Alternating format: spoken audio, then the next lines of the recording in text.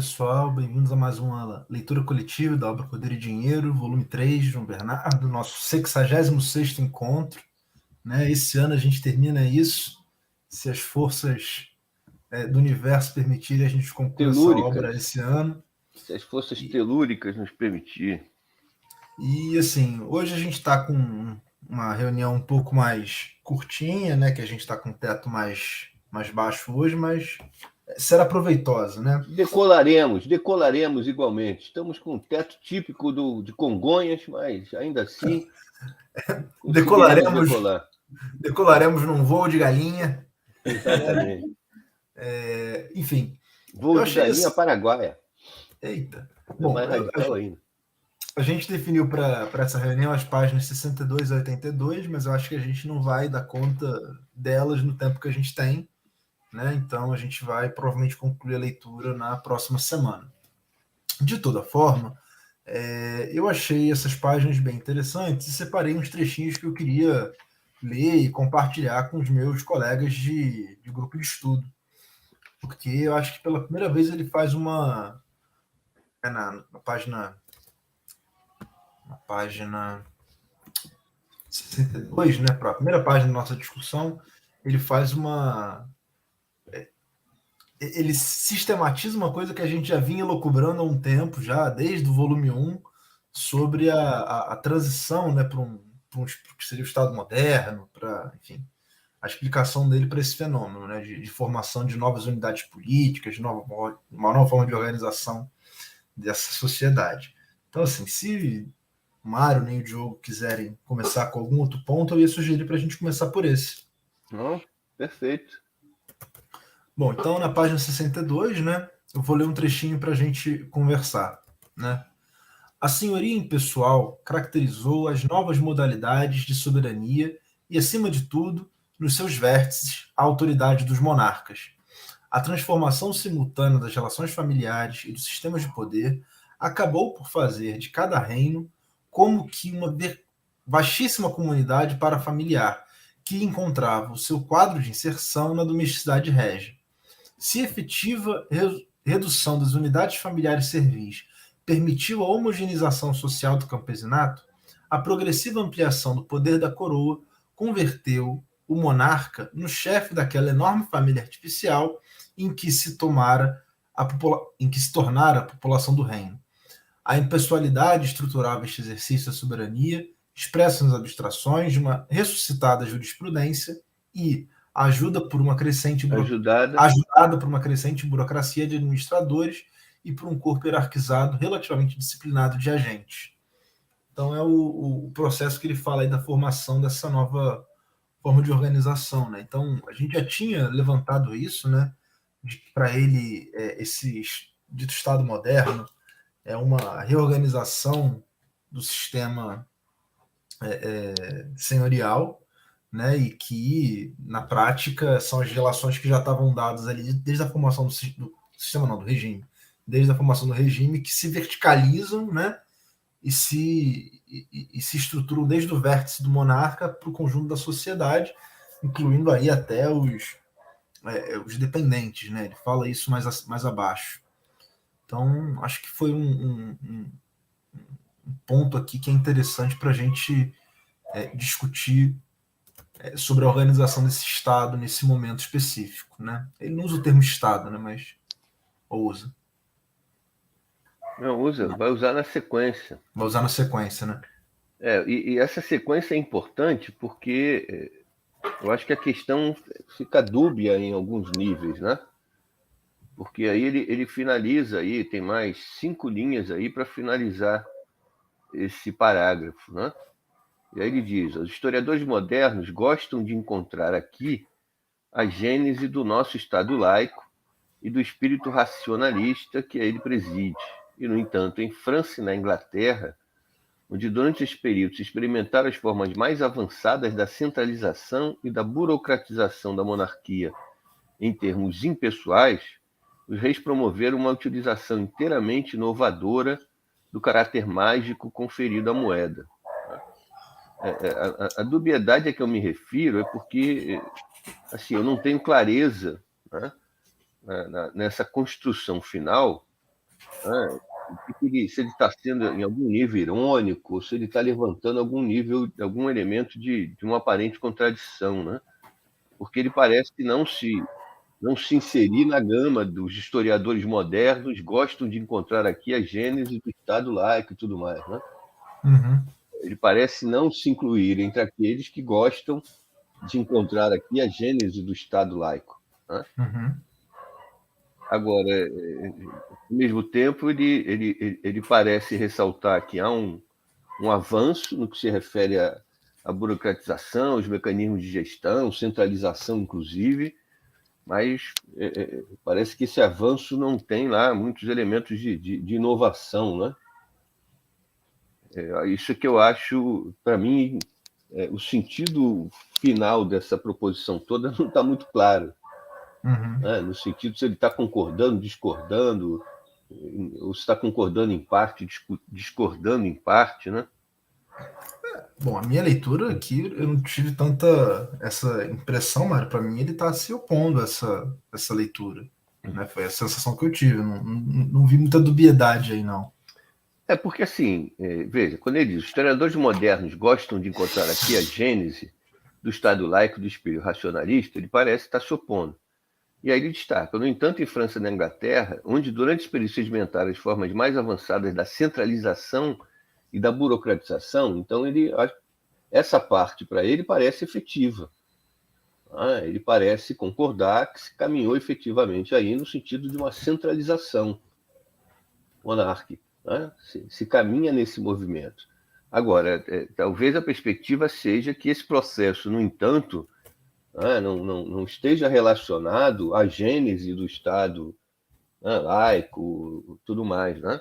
Ele parece concordar com a segunda parte, né? E parece estar de alguma forma de forma meio zombeteira criticando os historiadores modernos por crerem que o que acontece ali, que efetivamente acontece, aparentemente para ele, né?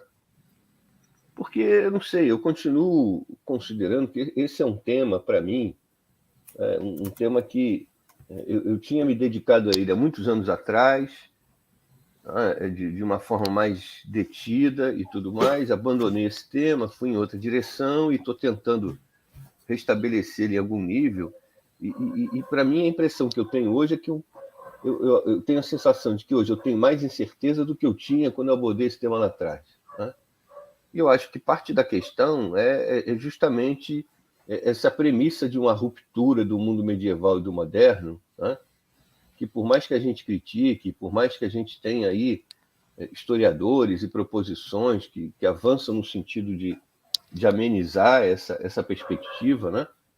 Ela, em algum nível, parece ser ainda ter um dom, uma capacidade de se impor às nossas reflexões, né?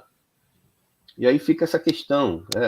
A relação do Estado moderno, por exemplo, com esse Estado que se constitui no quadro da sociedade medieval, né? O Estado moderno é uma ruptura, o Estado moderno representa, em relação à dinâmica medieval, né, uma ruptura, né?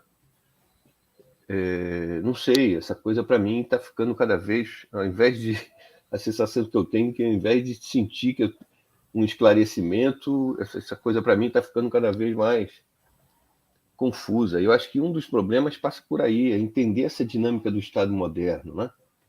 Daquele chamado Estado moderno, para pensar. Eu não tenho problema com a perspectiva de que esse tal Estado tem uma gênese, né? Para mim, a questão não passa no sentido de uma crítica que é muito comum, para entender que o Estado medieval, o sentido dele foi ser uma gênese. Olha, qualquer fenômeno histórico é razoável que ele tenha uma gênese, né? Eu não tenho problema com isso, não tenho problema com a perspectiva de que o dito Estado moderno, a sua gênese ocorre ali no contexto da Idade Média Central, esses mecanismos começam, eu não tenho problema em lidar com isso, não acho que seja teleológico. A minha questão é tentar entender qual é a perspectiva aí, né? Porque, por exemplo, quando você pega os autores portugueses, capitaneados lá pelo Matoso, a ideia deles de um Estado que começa a se constituir na Idade Média Central, em Portugal, é o Estado que, para eles, vai se realizar plenamente no século XIX. O Estado moderno aí é o Estado burguês, no fundo. Tá? Aí a coisa me parece, evidentemente, muito mais complicada. Né? Agora, do que a gente está falando? Acho que cai naquela velha discussão. O Estado moderno é fundamentalmente um elemento de uma dinâmica feudal, como propôs lá atrás o Anderson, né? Uma estrutura de poder feudal recolocada, né? Ou a sua dinâmica já aponta numa outra direção. Acho que essa é uma questão chave. Um Estado centralizado é compatível com a dinâmica feudal? São questões que hoje me coloco. Né?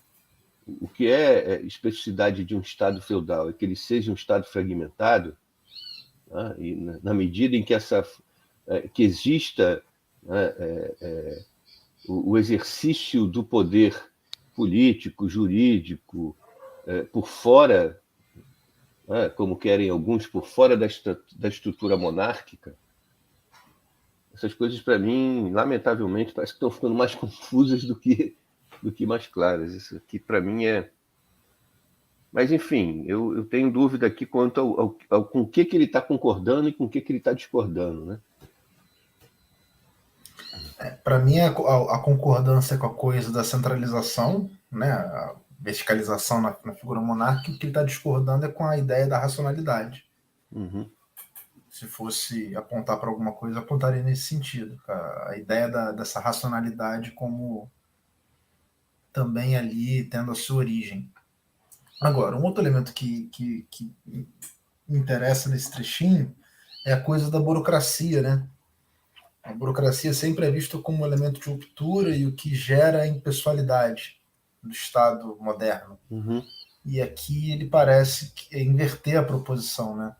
A impessoalidade é uma consequência das dinâmicas do regime senhorial e essa impessoalidade se desdobra em relações burocráticas, né?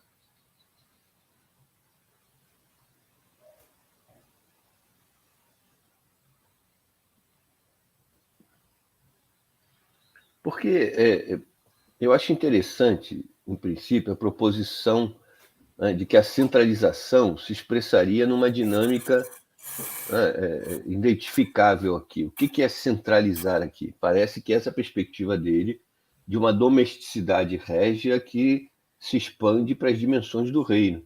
Tá? Agora, a questão para mim é se essa extensão, né, da domesticidade régia para o âmbito de todo o reino não implica em que essas pessoas que se submetem a ela seguem submetidos a domesticidades diversas. Né? Uhum.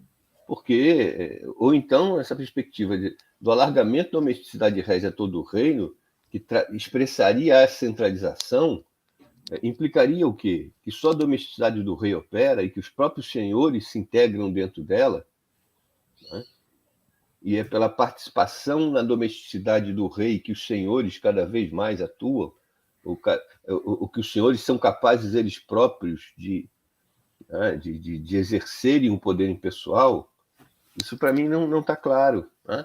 Eu poderia até pensar, porque eu acho interessante a ideia da domesticidade, porque eu acho que ela tende, a meu juízo, posso estar equivocado na leitura, né, mas quando se pensar a centralização por essa ampliação da domesticidade, a gente pensa de uma dinâmica muito menos revolucionária e muito mais compatível com a dinâmica feudal.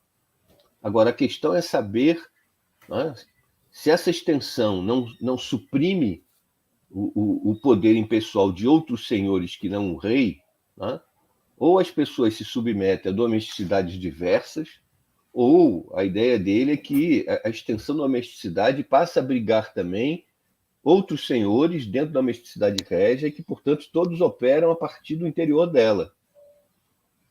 É isso que eu queria entender. Né?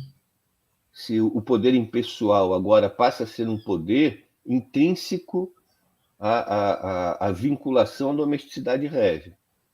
Aí eu acho que é um mecanismo que seria interessante para pensar o que é centralizar. Né? Porque centralizar seria promover, né, dar a extensão, né, dar à domesticidade régia a extensão de todo o reino. Tá? E aí pretender que todos operam né, a partir do interior, mas eu não tenho clareza de que seja essa a ideia, entendeu? Uhum, Porque entendi. até aqui o rei é alguém que exerce na domesticidade, que se alarga, mas se alarga sobre os dependentes, né? Ou se alarga também sobre os senhores, que se subordinam, portanto, a essa domesticidade. Eu não tenho clareza. Uhum. Não sei nem se eu estou conseguindo explicar. Não, Eu não, tá acho, claro, tá claro, tá claro. eu acho que eu estou tão confuso que eu não só não tenho clareza, como nem a confusão está clara ainda. Você tem dúvidas? Nós Nós entendemos. entendemos. É, assim, a única coisa que também fiquei pensando é uma metáfora que você também usava, usa ainda, né, Mário? Você já falou várias vezes aqui, inclusive nessas nossas reuniões, né, de que esse estado medieval, ele é um estado que se...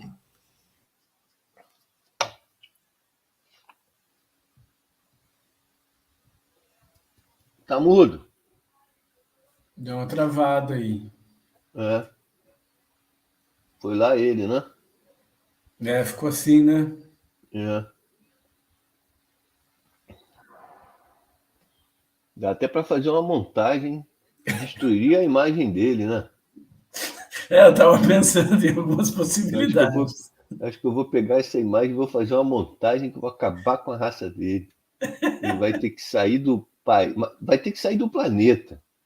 Com o que eu estou imaginando aqui. E pior que ele é o anfitrião, cara. Eu acho que a gente não tem muita. Ah, voltou! Voltou. Ô, Dudu! Tá tudo bem aí, Dudu? Ele congelou de novo. Relaxa, gente. Tá, foi, tô aqui. Tá aí? Tá. Vou Voltou. fazer uma montagem com a imagem do teu congelamento. Você tá acabado, Dudu. Foge É, para bom. Marte. Eu botei aqui na internet do celular para ver se melhorava. Enfim. Não, vai lá, vai lá.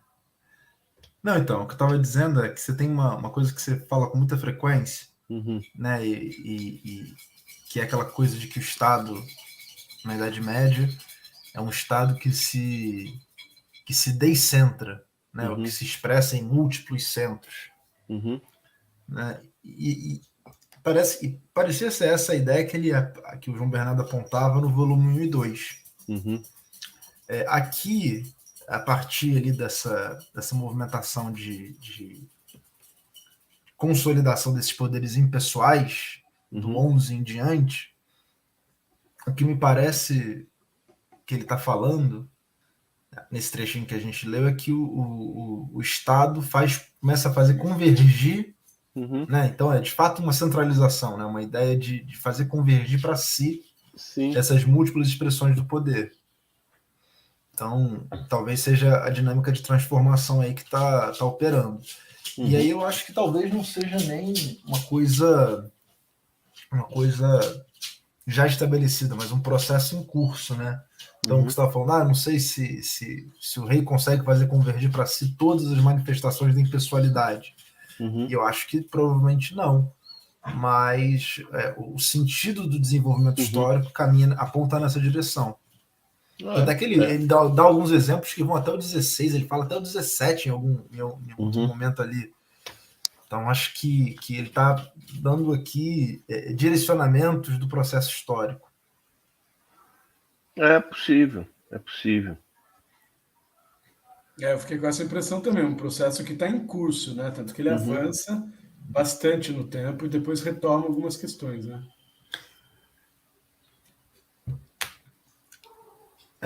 De fato, talvez na perspectiva dele, né, faça sentido falar em centralização. Ainda Sim. que a centralização do que ele fala seja diferente do que, em média, a isso. historiografia coloca. Mas na Uhum. perspectiva dele não é antagônico à ideia de centralização. Uma coisa que a gente sempre discutiu muito, né? Sempre quando a gente conversava, a gente falava o limite dessa ideia de centralização, o limite dessa ideia de centralização, mas dentro dos termos que ele coloca, a expressão centralização tem uma dimensão mais interessante, pelo menos. É, não, eu concordo. Até por isso eu estou tentando pensar para ver se eu consigo esclarecer aqui as perspectivas, né? Porque ele fala, por exemplo, do alargamento do mundium régio ao conjunto dos súditos, né? Mas eu não lembro dele falar, né, de que é paralelo ao alargamento do mundium também a generalização do Bannon, né? Porque é uma contraface na perspectiva dele. O mundium Bannon são contrafaces obrigatórias, né? E aí é saber, né, se só o Bannon régio passa a operar ou se há outros operando, né?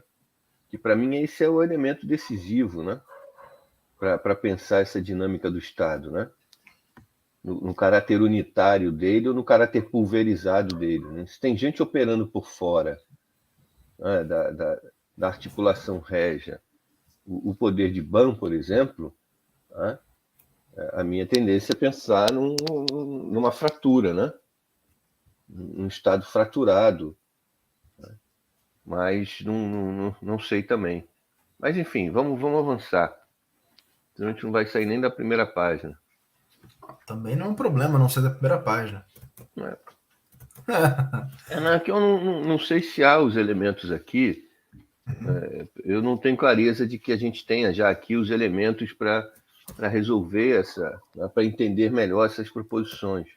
Porque eu já comentei com vocês, eu tenho a impressão que ele não tem, né, ele não, né, é bastante razoável até que ele não tenha uma reflexão fechada, desenvolvida para várias frentes que ele abriu nesse livro, né? Porque a monumentalidade da obra envolve, né, e uma monumentalidade que envolve perspectivas interpretativas claras, né? Não é uma monumentalidade que decorra fundamentalmente de informações de contexto que ele vai juntando, né? Isso é uma obra analítica, rigorosamente analítica. Então, acho que a impressão que eu tenho, como comentei com vocês, de algumas conversas com ele, é que ele talvez não tenha nem a dimensão de todos os elementos que se abrem e que também, inclusive, não tenha refletido necessariamente sobre alguns dos elementos que ele abriu e que ele, né, como isso aqui, eu não sei se ele tem, né, eu não sei o quanto ele acumulou de reflexão depois para pensar o que isso representava para a caracterização do tal Estado moderno, entendeu? Mas tem potencialidades aqui muito interessantes, né? Até para abrir pesquisas, né? Então, essa é mais ou menos essa questão para mim. Mas vamos em frente. Vamos em frente. Aí ele fala na sequência daquela coisa do alargamento do mundo que você falou, né? Ele pega lá a referência dos reis taumaturgos. E aí tem uma metáfora que ele usa na 65 que eu achei interessante. Não sei se vocês têm alguma coisa em páginas anteriores. Não, eu não. Não, também. Bom, na 65 tem um trechinho ali na meiuca da página, mais ou menos, que ele fala o seguinte: nas mãos de um camponês, a moeda queimava. Ela era a recordação permanente de sua dependência, a presença da aristocracia que inscrevera no metal os sinais indecifráveis do Bannon. Por isso, a moeda devia ser devolvida àqueles de onde provinha. Na sua esmagadora maioria, os servos necessitavam de moeda apenas para cumprir as exações, e mal as obtinham, perdiam-nas para os senhores. Então, essa coisa da moeda queimava na mão do camponês, achei muito legal a figura de linguagem, né? Porque aí eu acho muito interessante o desdobramento que vai ter, tá? Porque ele vai, né, inadvertidamente, a leitura, eu diria que quem abrisse a obra, nunca leu João Bernardo, abrisse nessas páginas e lesse, né, ficaria com a impressão que ele estaria caminhando aqui para expressar o nascimento do capitalismo, coisa do tipo, né? Porque ele está lidando com elementos, com mecanismos que são muito frequentemente, tradicionalmente mobilizados para expressar uma capitalização crescente, né? Naquela ideia de que o capitalismo está sempre em germe, pronto para se manifestar, né? E ele vai dar uma direção completamente diferente à presença e à operação desses elementos, né? E isso é muito interessante. Lembrando até da discussão que a gente fez na semana passada, né? Porque o contexto aqui, inclusive, é um contexto em que talvez predomine na historiografia a ideia que os elementos que estão aqui se manifestando são expressão da decadência, né, daquilo que mais Solvência. correntemente se chama como feudalismo, né? Então, é como se já tivesse uma dinâmica distinta operando aqui e que, né, mobilizando elementos como a moeda, a intensificação da atividade mercantil e tal, apontassem no sentido da decadência do sistema. Mas quem ler isso com essa perspectiva vai se equivocar redondamente, porque ao contrário, ele está mostrando que os elementos tradicionalmente associados a uma presença insidiosa de um capitalismo em germe estão vinculados a uma outra dinâmica, né? Que é quando ele fala, por exemplo, da questão, inclusive, do comércio, né? Ele inverte a relação, né? De um comércio que se expande em função da demanda do acesso numerário, e não a perspectiva de ampliação de mercado. Uhum. Então, acho que a gente tem aqui alguns pontos, para mim, a partir da página, sei lá, 70, 71, a gente começa a ter proposições nesse sentido, né? Em que aparentemente ele está participando daquela reunião de elementos que apontam a presença ali do capitalismo já operando, e ele vai levar para um lado completamente diferente, né? Uhum. Por Ô, exemplo, Mário, eu na achei página... Fala, interessante fala. antes da página 70, Ah, dele falar que esse fluxo, né, de circulação monetária que começa a se generalizar entre as famílias rurais, ele na verdade não está ligado às necessidades, à estrutura do dia a dia econômico, né? Mas uhum. sim às motivações exteriores, justamente aí que tem a ver com o sistema de exações, né? Sim, então, é a ideia de como é que é o antigo sistema que segue operando com uma dinâmica, com elementos diferenciados agora, né? E que, portanto, há uma outra explicação plausível, bastante plausível para aquilo que tradicionalmente é explícito ou implicitamente apresentado como expressões de uma nova ordem que se impõe, né? E, no fundo, para ele é a mesma ordem impondo com uma dinâmica diferente, né? E, portanto, os elementos que parecem ser naturalmente expressão da dinâmica capitalista podem, ao contrário disso, né, indicar a operação de uma dinâmica bastante diferente dela. Por exemplo, na 71, né, me chamou bastante a atenção uma pequena referência que ele faz no final do parágrafo que se inicia na 71.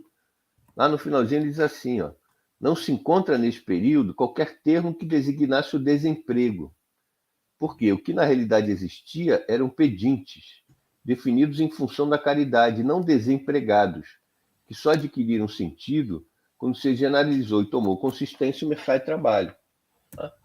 Então, a questão da vagabundagem aqui, por exemplo, né, do estudo, né, os trabalhos que abordam a questão da repressão à vadiagem nesse contexto e tudo mais. E, de fato, né, por exemplo, eu me lembro que para Portugal, né, foi até objeto de uma dissertação que eu orientei há muitos anos atrás, né, me parece evidente que você tem um claro paralelismo entre dois processos conjugados, né, que são as primeiras ações do Estado monárquico português, né, de leis que pretendem reprimir a vadiagem, né, mas no mesmo contexto de uma ação progressiva desse Estado monárquico no âmbito da caridade. Né, é um contraponto. Né? De um lado, define-se ou tenta-se circunscrever o que seriam os pedintes legais, aqueles que deveriam, de fato, né, serem admitidos como pedintes, porque não teriam condição de trabalhar e, portanto, deveriam merecer as esmolas, né?